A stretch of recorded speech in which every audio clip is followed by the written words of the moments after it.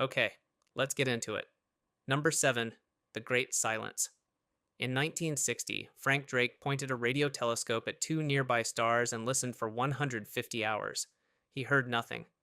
That experiment, called Project Ozma, was the first systematic scientific attempt to detect signals from another civilization. It established the methodology that every subsequent search has followed and the result that every subsequent search has replicated.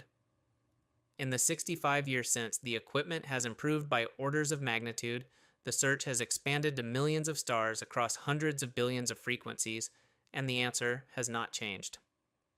The Breakthrough Listen initiative, launched in 2015 with $100 million in funding and the public endorsement of Stephen Hawking and Yuri Milner, is the most sensitive and comprehensive search for extraterrestrial signals ever conducted. It monitors thousands of hours annually across two major radio telescopes and has extended the search beyond radio into optical frequencies. The CD at Home project ran for 2 decades, distributing the computational load across millions of volunteers worldwide, and concluded with 100 unexplained candidate signals. None was confirmed. Researchers stated at its conclusion that if a signal of expected power existed above a certain detection threshold, it would have been found. The mathematics of the silence are the part that resists comfortable interpretation. A civilization that emerged 1 million years before humanity, a fraction of the galaxy's 13.5 billion year history, and began broadcasting at the power levels expected of a technologically advanced species, would have filled the Milky Way with detectable signals many times over in the time available. 1 million years is not a long time on a galactic scale. It is 1/14 of 1% of the galaxy's age. A civilization that old, broadcasting at our own current output, should be detectable across thousands of light years. There are no such civilizations detectable anywhere. At the scale and sensitivity of the current search, the absence of a signal is no longer ambiguous. Researchers are no longer operating in a regime where silence could be explained by insufficient equipment or insufficient coverage. The silence has been measured. It is not a gap in the data, it is the data. What it means has not been resolved, but what it says is clear. In 65 years of listening across the full electromagnetic spectrum, nothing in the observable universe has answered. Number 6. The Rare Earth. In 2000, paleontologist Peter Ward and astronomer Donald Brownlee published a book that reframed the question of life in the universe from one of probability to one of prerequisites.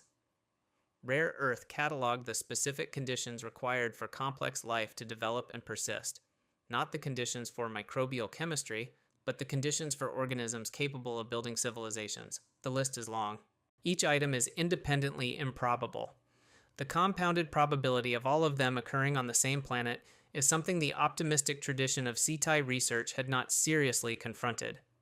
The requirements include a position within the galactic habitable zone, far enough from the dense, radiation-saturated galactic center, close enough to access the heavy elements produced by stellar nucleosynthesis, a star of the correct mass and luminosity, stable enough to sustain a biosphere across billions of years without sterilizing flares, a large moon formed by a specific impact event to stabilize axial tilt and produce the seasonal regularity that complex ecosystems require, a gas giant positioned correctly to deflect incoming impactors before they reach the inner system, active plate tectonics to regulate atmospheric carbon and recycle nutrients, a magnetosphere to shield the surface from solar wind. Earth satisfies all of these conditions. The moon exists because a Mars-sized object struck proto-Earth at a precise angle approximately 4.5 billion years ago. A 2024 study by researchers Stern and Garia calculated the probability of a planet simultaneously possessing oceans, continents, and active plate tectonics at between 0.003% and 0.2%. Earth is the only known body in the solar system with active plate tectonics. When the full rare Earth checklist is incorporated into the Drake equation as fractional probabilities, the estimated number of detectable civilizations in the galaxy does not decrease. It collapses. The conditions that produced Earth were not the default outcome of planetary formation. They were a sequence of independent improbabilities compounding over 4.5 billion years, each one necessary, none one guaranteed. The moon impact did not have to happen. Jupiter did not have to form where it formed, the magnetosphere did not have to persist. Remove any single event from that sequence and the chain breaks. On most planets that form inhabitable zones around stable stars, the chain breaks. The silence is not a mystery requiring explanation. It is the expected result of a universe in which the prerequisites for complex life almost never align. Number 5, the abiogenesis problem. Even on a planet that satisfies every condition in the rare Earth checklist, the correct star, the correct moon, the correct position, the magnetosphere, the plate tectonics, life still probably will not start. The preceding entry established that suitable planets are rare. This one establishes something harder, that even suitable planets almost certainly remain lifeless because the chemistry required to initiate life is not a natural consequence of suitable conditions. It is an event of vanishing probability that happened on Earth and may not have happened anywhere else. Abiogenesis, the spontaneous emergence of self-replicating chemistry from non-living matter, remains completely unsolved. After decades of laboratory research, no scientific team has reproduced it under any conditions. The Miller-Urey experiment of 1952 demonstrated that organic compounds could form in a simulated early Earth atmosphere. That result, widely reported as a breakthrough toward explaining life's origin, is now understood to be a long way from explaining it. Producing amino acids is not producing life. The distance between the two is the problem. In July 2025, physicist Robert G. Endres at Imperial College London published a mathematical framework examining that distance with rigorous precision. The paper's title stated the conclusion directly: the unreasonable likelihood of being. Endres demonstrated that the spontaneous emergence of a protocell, the minimal functional unit of life, faces thermodynamic and kinetic barriers far greater than previously modeled. The transition from random chemical polymers to functional genetic code is not a gradual process that probability makes inevitable given enough time. It is a phased transition that the mathematics makes vanishingly rare under almost any conditions. A functional cell requires 3 systems simultaneously: a self-replicating molecule, a membrane capable of containing and protecting it, and a metabolic process capable of sustaining it. Each system requires the others to function. None can develop in isolation and then combine with the others. All 3 had to emerge at the same location at the same time through unguided chemistry and integrate before any one of them degraded. The probability of that sequence is not low in the way that rare events are low. It is low in the way that effectively impossible events are low. If the Endres framework is correct, life emerging on Earth was not the natural outcome of 500 million years of prebiotic chemistry on a suitable planet. It was an event that the mathematics says should not have occurred. The universe may contain billions of planets that satisfy every rare Earth condition and on which nothing has ever lived because the first chemistry never crossed the threshold. The silence may not require the absence of suitable worlds. It may only require that suitable worlds, almost without exception, stay silent. Number 4, the intelligence problem.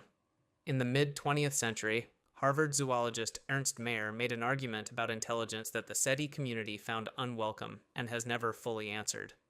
His position was straightforward. Intelligence capable of producing technology is not the predictable endpoint of evolution. It is an extreme statistical outlier. It has occurred exactly once across 3.8 billion years of life on Earth and millions of distinct species. That single occurrence is the entire data set available for estimating how often it happens elsewhere. The dinosaurs occupied Earth for 165 million years, 30 times the entire duration of human history combined, without producing a single tool. Dolphins have maintained complex neural architecture for approximately 30 million years without developing technology. Insects have existed for 350 million years in enormous diversity and population density without producing anything that resembles civilization. Evolution does not move toward intelligence. It moves toward reproductive success, and intelligence is one of many strategies for achieving it, most of which require far less neural investment, and most of which have proven equally or more successful. The fact that intelligence emerged on Earth does not mean evolution was working toward it. It means one lineage under one set of conditions happened to go in that direction. The conditions are specific. The asteroid impact 66 million years ago that ended the Cretaceous period is the direct precondition for mammalian diversification, primate evolution, and human existence. Without that specific impact, its size, its trajectory, its timing, the dominant vertebrates on Earth today would be the descendants of non-avian dinosaurs. There is no particular reason to expect that lineage to have produced technology in any time frame relevant to the current search. Humanity exists because a rock fell from space at the right moment. That is not rhetorical compression. It is the causal chain. Intelligence as humanity represents it required not just billions of years of biological evolution, but a specific catastrophic event at a specific moment in Earth's history, followed by 66 million years of mammalian development under the specific ecological conditions that event created. The probability of that precise sequence repeating on another world is not established by the fact that it happened here. It happened here once. Once is not a frequency. It is an occurrence. Number 3, the Oxford equation. In 1961, Frank Drake wrote an equation on a blackboard at the National Radio Astronomy Observatory in Green Bank, West Virginia. It was intended as a framework for estimating the number of technologically active civilizations in the Milky Way, a way of organizing the unknowns into a structure that scientific progress might eventually fill in. Optimistic researchers plugged in generous estimates for each variable and produced numbers in the millions. The equation became the intellectual foundation of the CD program and, more broadly, of the cultural assumption that the galaxy was populated. In 2018, 3 researchers at Oxford's Future of Humanity Institute identified a fundamental methodological error in how the equation had been used for 57 years. The error was not in the equation's structure. It was in the practice of assigning single estimated values to variables that are, in scientific reality, deeply uncertain. When each variable is represented not as a point estimate but as a probability distribution reflecting genuine uncertainty, when the calculation is done correctly, the result is not a revision of the number of civilizations. It is a dissolution of the assumption that the number is large. The paper's lead author, Anders Sandberg, stated the problem directly. When uncertain variables are multiplied together as though they were known quantities, the result anchors thinking around an apparently precise number that the underlying data does not support. The correct mathematical treatment produces a probability distribution across possible outcomes, and that distribution assigns substantial weight to 0. The paper was titled Dissolving the Fermi Paradox. Its findings, between 53% and 99.6% probability that humanity is the only civilization in the Milky Way, between 39% and 85% probability that humanity is the only intelligent life in the observable universe. The Fermi paradox, the Oxford team concluded, was never a paradox. The apparent contradiction between the expected prevalence of civilizations and the observed silence dissolves when the expectation is calculated correctly. The silence is not an anomaly requiring explanation. It is the predicted result. The equation that a generation of scientists and communicators used to argue that the galaxy must be full of civilizations, correctly applied, argues the opposite. The inputs did not change. The method changed. The universe did not become emptier. The calculation became honest. Number 2, no megastructures. In 1960, physicist Freeman Dyson published a paper proposing that any sufficiently advanced civilization would eventually construct a structure around its star to capture the full energy of its output. The physics underlying the proposal is consistent with known principles. The engineering is plausible for a civilization operating on million-year timescales. And crucially, the resulting structure would be detectable from Earth. A star partially or fully enclosed by an artificial shell would emit a distinctive infrared signature, excess thermal radiation at wavelengths inconsistent with natural stellar physics. A Dyson sphere is not just a theoretical construct, it is a predicted observational signature of advanced civilization.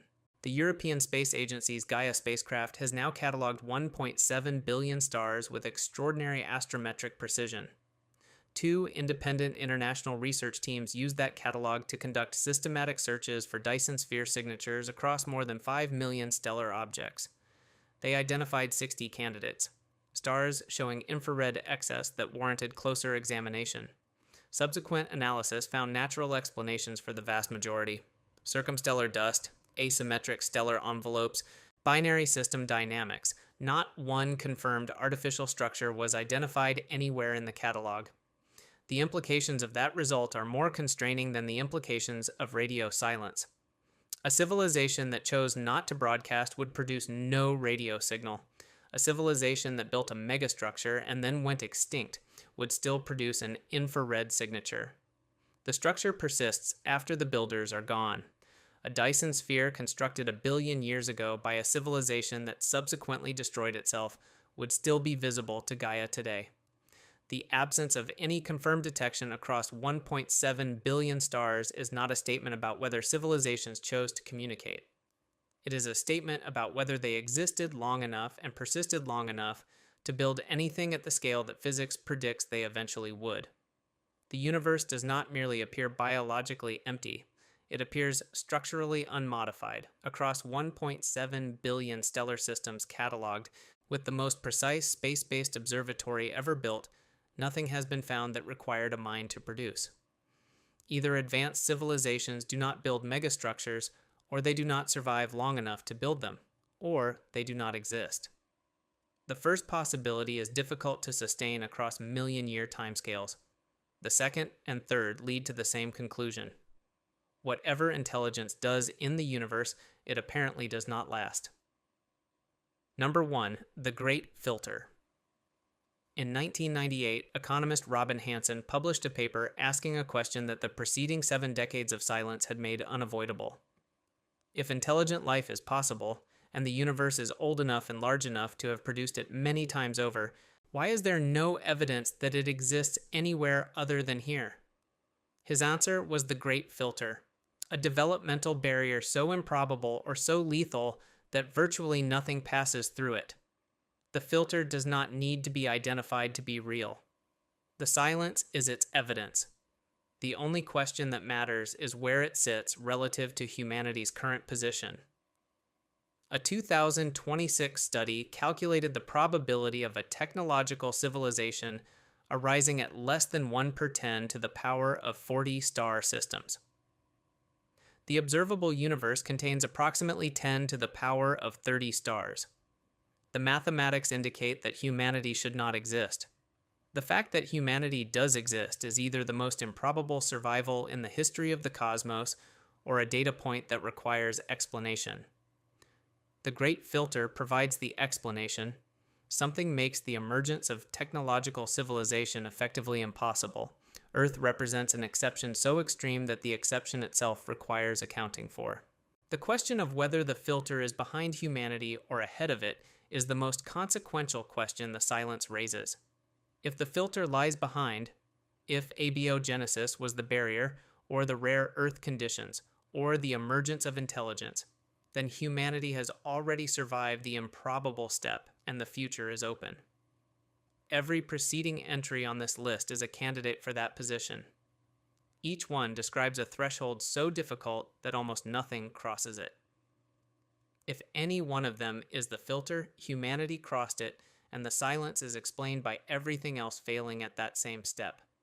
But the evidence resists that reassurance. Life emerged on Earth almost immediately after conditions permitted it, within a few 100 million years of the planet cooling sufficiently to support chemistry. Complex organisms followed. Intelligence arose. Every step that might have been the filter was cleared with a speed and consistency that does not suggest proximity to an impossible barrier. The ease with which each threshold was crossed is not evidence that the filter is behind us. It is evidence that none of those thresholds was the filter, which means it is ahead.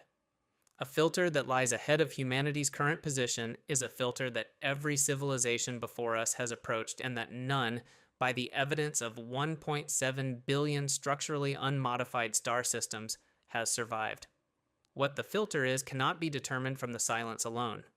Nuclear annihilation, engineered pathogens, runaway climate systems, artificial intelligence that escapes the intentions of its creators, or something not yet encountered, a technology that any sufficiently advanced civilization will inevitably develop, and that inevitably destroys it. The silence does not specify. It only confirms the outcome. Every civilization that reached this point hit it. The silence is their cumulative record.